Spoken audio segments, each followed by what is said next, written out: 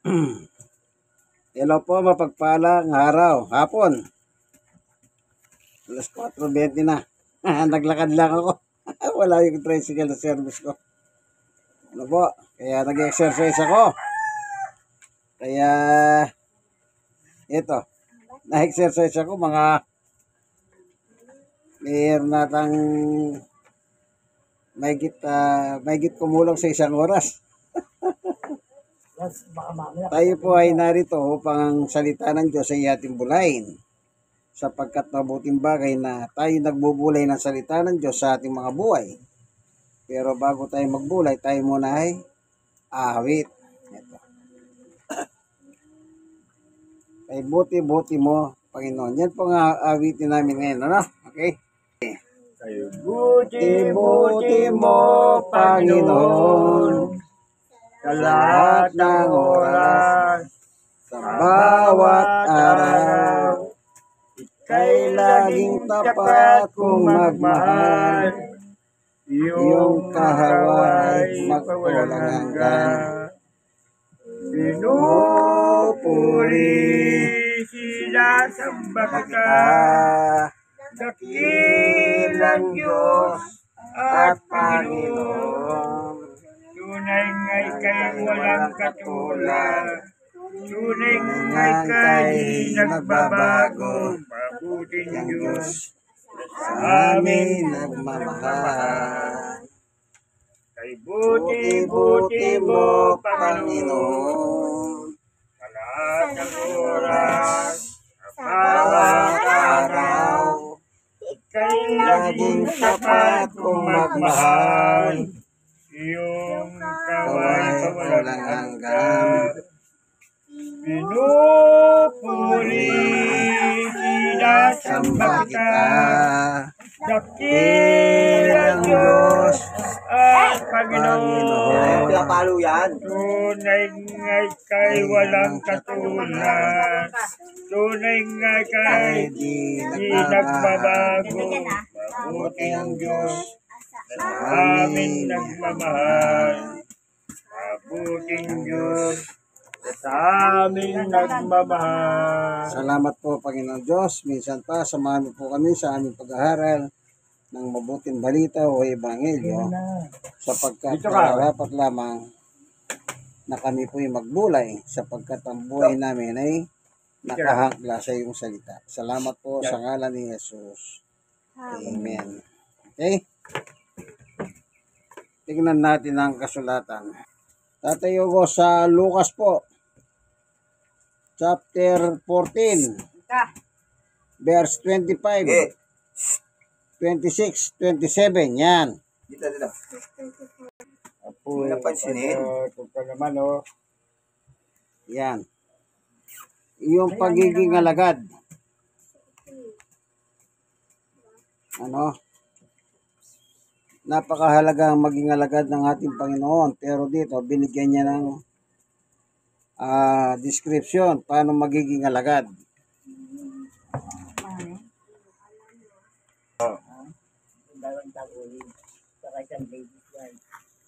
Oh, Babasahin. Opo.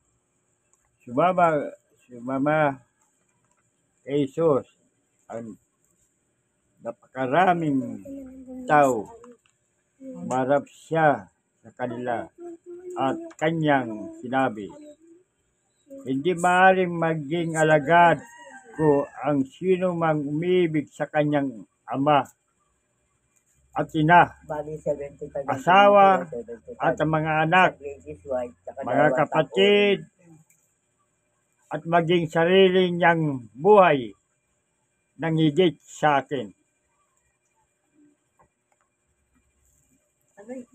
Ang hindi magpasan ng sarili niyang krus at sumunod sa akin ay hindi maaaring maging alagad ko. Ayan. Amen. So, binigyan ng description ng pagiging alagad ng ating Panginoong Yesus. Kasi, paano mo patutunayang alagad ka? Kailangan ang gagawin ng batayan, yung turo ni Jesus. Ayan, ano nakalagay? Oh, napakaliwanag po, ano?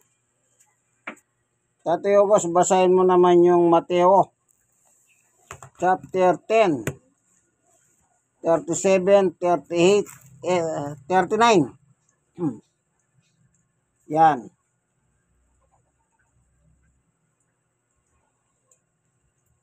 Then, Mateo chapter 10, 37, 38, 39. Yan naman po ang basahin nyo ngayon.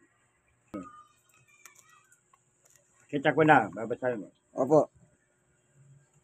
Ang umibig sa kanyang ama o ina nang higit sa akin ay hindi dapat sa akin.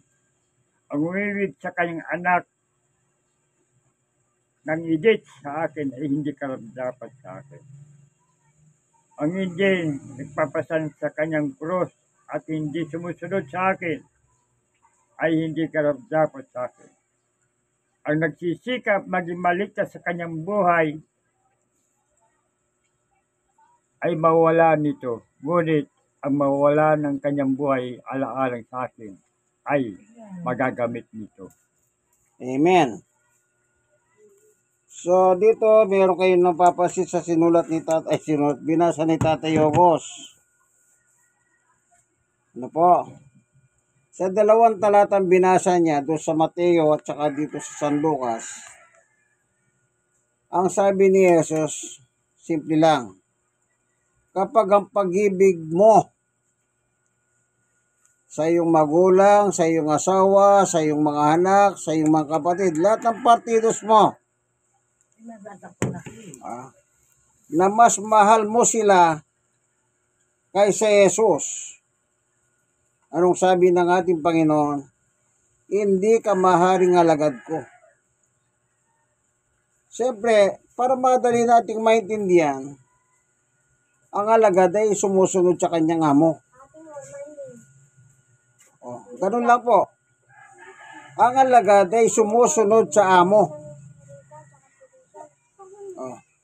Kaya kung higit ang pagmamahal mo sa iyong pamilya kaysa kay Jesus, hindi ka pwedeng alagad niya. Hindi ka pwedeng tawagin na alagad ka ni Kristo. Kasi yung pag-ibig mo na iniuhukol mo, mas mahalaga ang pamilya mo. Kaya binanggit din dito yung pagpasan ng krus. Siyempre, pag alagad ka ni Jesus,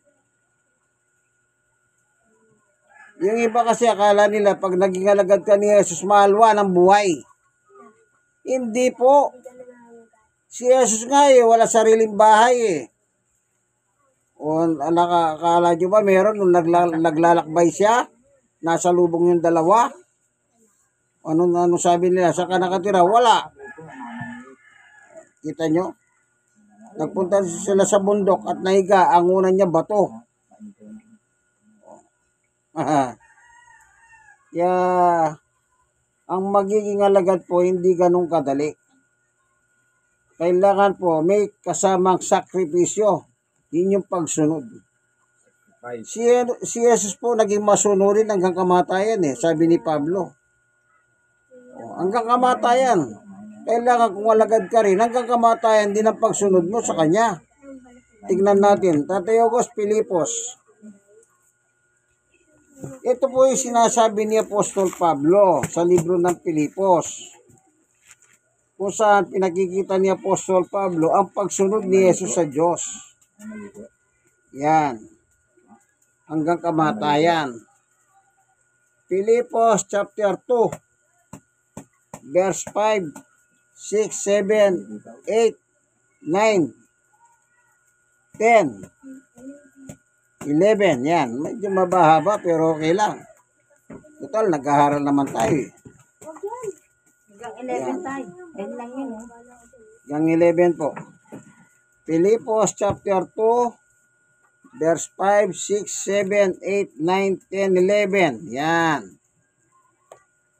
Yan naman po. Tingnan natin yung halimbawa ni Jesus.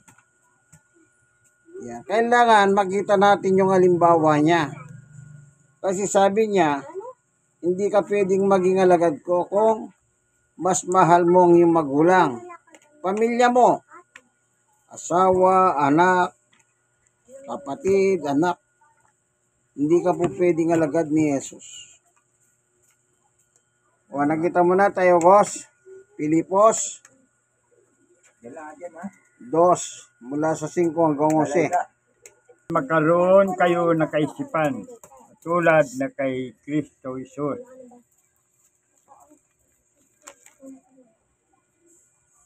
Kahit taglay niya ang kalikasan ng Diyos, hindi siya pinagpalitan, manatiling kapantay ng Diyos. Salip, kusa siyang binatawan ang magiging kapantay ng Diyos at namuhay na isang alipin. Pinanganak siya bilang tao at nang siya'y maging tao, nagkumbaba siya at naging masunurin hanggang kamatayan. Maging ito man ay kamatayan sa krus. Dahil dito, siya ay lubusang tinaas ng Diyos at binigyan ng paggalang higit sa lahat na pangalan. Sa ngayon, sa pangalan ni Jesus, ay luluhod at nagpupuri sa lahat sa langit, sa lupa, at sa ilalim ng lupa. At ang lahat ay mapapahayag na si Kristo ay Panginoon sa ikawalhati ng Diyos. Aba. Amen. Ayun ang magandang halimbawa ng pagiging alagad. Siya po ay sumunod sa kanyang ama hanggang kamatayan sa krus. O, di ba pinako si Jesus sa krus? O, yan ang pagsunod niya. Kaya sa kanyang epistola, nung sinangangaral po sa ibabaw ng lupa, ang pagiging alagad ay kailangan sumunod ka sa kanya. Pero pagigit ang pagmamahal mo sa magulang mo kaysa kay Jesus, hindi ka alagad. Alagad ka ng magulang mo. Oh. Yung iba kasi, kung minsan, sometimes, Kristiyano daw sila, sa bibig lang. Kailangan sumunod tayo. Kaya sabi ni Pablo, ito may babasahin po tayo, Unang Korinto. Tingnan natin yung sinabi ni Pablo. Sa Tatayogos. Unang Korinto 11:1. Yun. Tingnan naman natin si Pablo. Kung ano naman ang kanyang sinasabi pagdating sa kanyang epistola dito sa ibabaw ng lupa din. Nung siya nabubuhay pa po dito sa lupa. Okay. Sige po, basahin niyo po.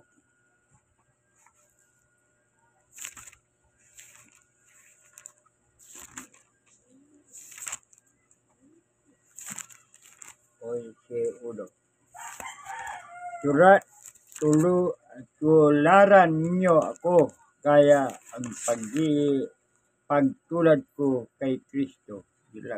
Ayan. Amen. Anong sabi ni Pablo? Tularan niyo ako. Intimate me as intimate Christ. Tularan niyo ako gaya ng ginawa kong pagtulad kay Kristo.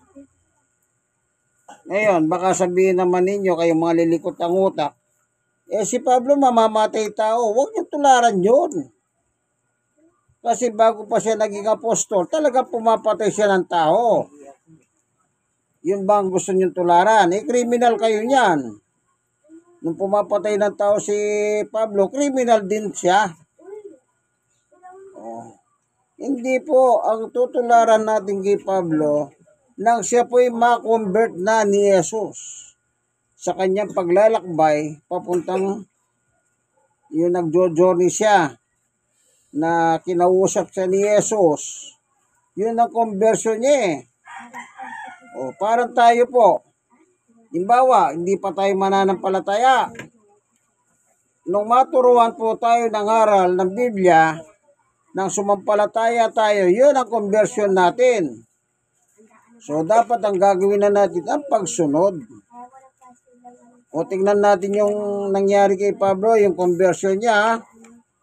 Kasi baka yung iba malikot ang utak. Baka sabihin niyo, ano tutularan namin kay Pablo? Pumatay din kami mga Kristiyano. Hindi, huwag kayo pumatay. Masama yun. Bawal nga yun eh. Ito, tingnan nyo yung nangyari kay Pablo nang siya po ay naglalakbay. Tingnan nyo yung inkwentro nilang dalawa ni Jesus. Ito po, yung inkwentro ito, si Jesus po ay nasa langit na. Ito po, umakyat na siya sa langit. Tatay Ogos, Gawa 26. Mula sa 12 hanggang 18. 12, 13, 14, 15, 16, 17, 18. Yan. Gawa 26, 12, 13, 14, 15, 16, 17, 18. Yun lang po, Tatay Ogos. Pag nakita nyo po, basahin nyo po. Dito po ang conversion niya.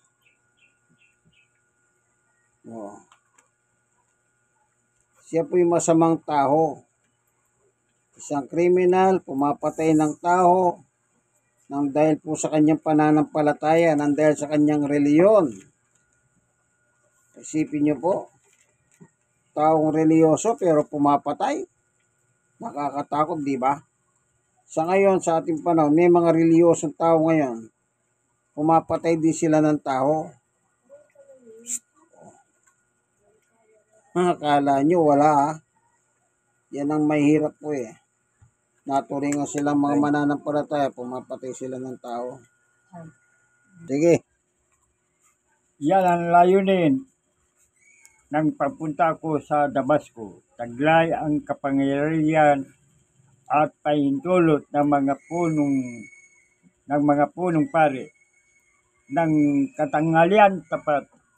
Habang kami naglalakbay, nakita ko Haring Agripa ang isang nakakasilaw na liwanag mula sa langit. Ito'y maliwanag pa kaysa araw. Totoo, nakakasilaw ang liwanag. Sa paligid namin, magkakasama. Kami lahat ay natumba sa lupa. At narinig ko ang isang tinig na nagsabi sa akin, wikang Hebrew, Saulo, Saulo, bakit mo ako pinag-uusig? Sinasaktan mo ang iyong sarili sa ginagawa mo niyan para mong sinipa ang matulis na bagay. At tinanong ko, sino po kayo, Panginoon? At kanyang sinabi, ako si Jesus na iyong inuusig. Tumayo ka, magpakita ako sa iyo upang talaga ka bilang aking lingkod at magpatotoo tungkol sa mga nakita mo ngayon at mga pinakikita ko pa sa iyo. Ililigtas kita mula sa mga kababayan mong Hudyo at gayon din sa mga Hintil kung saan kita sinugo. Mumulat mo sa kanilang mga mata, ibabalik sila sa kaluwanagan mula sa kadiliman, ligtas sila sa kapangyarihan ni Satanas at ibabalik sa Diyos. At sa pamagitan sa panampalataya nila sa akin, sila'y patatawarin sa kanilang mga kasalanan at bibigyan ng lugar kasama ng mga taong ginawang banal ng Diyos. Amen. Kita nyo po. Yan po ang sinasabi ni Jesus. Bakit mo ako inuusig? Ang pinapatay ni Pablo, alagad ni Jesus noon. Hindi siya basta pumapatay. Pag alam niyang alagad ka ni Jesus, papatayin ka niya. Nang dahil lang sa kanyang reliyon. May reliyon niya, isang pariseo yan eh. At sinabi ni Pablo, kung reliyon lang ang pag-uusapan, wala nang hihigit pa sa akin pagsunod sa reliyon. Talagang malupit po si Pablo sa kanyang panahon. Siyempre, wala po kasi siyang pananampalataya, kaya niya nagawa yan. Pero nung magkaroon na po siyang pananampalataya kay Jesus, iba na ang kanyang dating. Isa na siya mangangaral. Kaya sinabi niya, tularan niyo ako gaya ng pagtulad ko kay Yesu Kristo. Anong ginawa ni Pablo? Lumakad siya sa gusto ni Jesus. No. Lahat ng gusto ng ating Panginoong Yesus, yun po ang ginawa ni Pablo nung siya po ay makonvert. Yung paglalakbay niya sa Damascus, nakausap niya po mismo ang ating Panginoong Jesucristo. Kasi po, wala siyang pananampalataya. Tayo man tao pag wala tayong pananampalataya, yung masama, sige na, gawin natin. O, tingnan nyo meron dito nakasulat. O, Tatay August, panguli. Unang Timoteo, tingnan nyo po ang pagtatapat naman ni Pablo. Pagtatapat niya. Unang Timoteo chapter 1, 12, 13, 14, 15, 16, 17. Yan.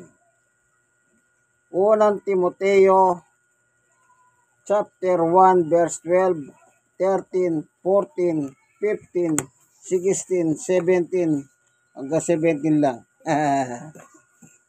Yan po yung pagtatapat niya sa kanyang pananampalataya kay Jesus. Okay. Babasahin ako. Opo. Papasalamat ako sa ating Panginoong Jesucristo na nagbibigay sa akin ng lakas dahil tiniring niya akong karapat-dapat na maglingkod sa Kanya. Kahit na una nilabastangan, luusig at nilait ko siya, sa kabilang nito'y nahabag sa akin ng Diyos sapagkat hindi ko nalalaman na aking ginagawa. Nung ako'y hindi pa sumampalataya, pinasagana sa akin ang kagandahan, loob sa aking Panginoon, at pinakaloob niya sa akin ang pananampalataya at pag-ibig ang natakbuhan sa aking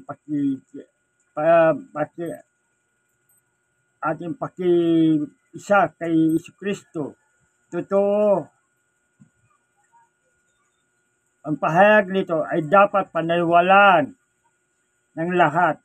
Si Kristo Jesus ay dumating na sa sanlibutan upang iligtas ang mga makasalanan at ako ang pinakamasama sa kanila. Ngunit ako'y pinakasama at kinahabagan upang ipinakita ni Kristo Jesus sa pamagitan ko sa kanyang lubos na pagtitiyaga at upang ito'y maging halimbawa sa mga sumapalataya at bibigyan ng buhay na walang hanggan.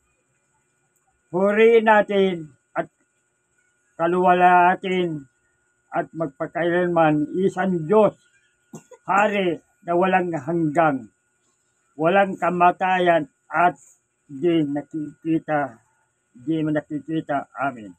Amen. Nakita niyo po yung pagtatapat ni Pablo? Dahil po talagang hindi kasi sa mananampalataya noon. Kaya lahat ginawa niya kay Jesus.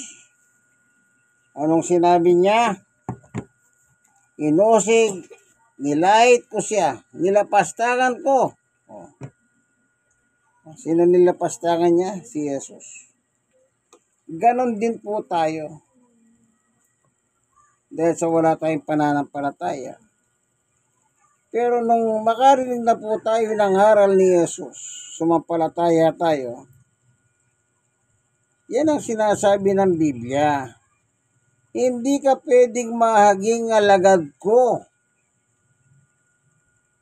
kung yan, may pasumbali. Kung talagang gusto nating maging alagad ni Jesus, wala tayong bukang bibig kundi si Jesus lang. Diyan nabubuo yung salitang in Christ alone. Wala nang iba. Oh, Nalaman lahat ang ang kaganda naman, pag naging alagad ka, hanggang kamatayan. Oh, si Jesus ba pinatay? Dahil sa pagsunod niya sa Diyos? Oo. Si Pablo ba pinatay? Pinatay. Hanggang kamatayan. O, ano sabi ni Pablo? Nilwalhati siya ng Diyos. Binigyan ng higit na pangalan sa lahat ng pangalan. Magiging ganon din po tayo. Kung ano po si Jesus, magiging ganon din tayo. Pagdating ng harap, kung tunay tayong alagad. Kasi maraming alagad, alagad-alagadan. Yung peke la peke, kung baril-barilan. Kung alagad-alagadadan. Tama ba yun? Kaya dapat po matiyak po natin habang tayo nabubuhay kung talagang alagad tayo ni Jesus. Marami pong nagsasabi, alagad daw sila ni Jesus, pero pumapatay sila. Yan ang nakakatakot. Kaya alam niyo po, akala niyo, pag mananampalataya, hindi nakakatakot. Mas lalo kayo matakot. Baka meron silang lihim. Oh. Ako lang karanasan ko eh. Pag nakita kita, kalbo ka, susunugin kita. Oh. Isipin mo.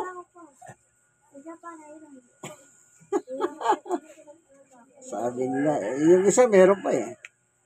Pag nakita kita, tututukan kita ng baril. Kita niyo? Yung, di ba, kriminal? Babarilin ako. Yung isa, susunugin akong buhay.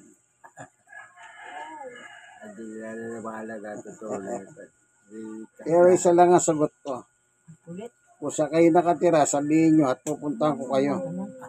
At babible studyhan ko kayo kasama ang inyong pamilya. Pero wala, ayaw nilang magtapat kung saan sila nakatira. Kala siguro nila, gagawa kong, halimbawa, tatawag akong pulis. Hindi. Ani ko yung pulis. Hindi ko na kailangan ng pulis. Sapat na si Kristo. Sapat na si Kristo. ikaw pa sila eh. Yan. Kaya wag kung kayo man po sa video ito, nagko-comment kayo, wag nyo silang tularan.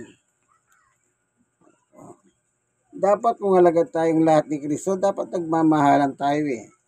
Pero hindi eh. Naturingan silang Merilyon, pumapatay sila ng tao. Maraming ganyan, mag-ingat po kayo. Salamat po, Panginoon Diyos, sa iyong turot aral sa amin. Pinakita mo sa amin kung paano ang katangian ng isang alagad.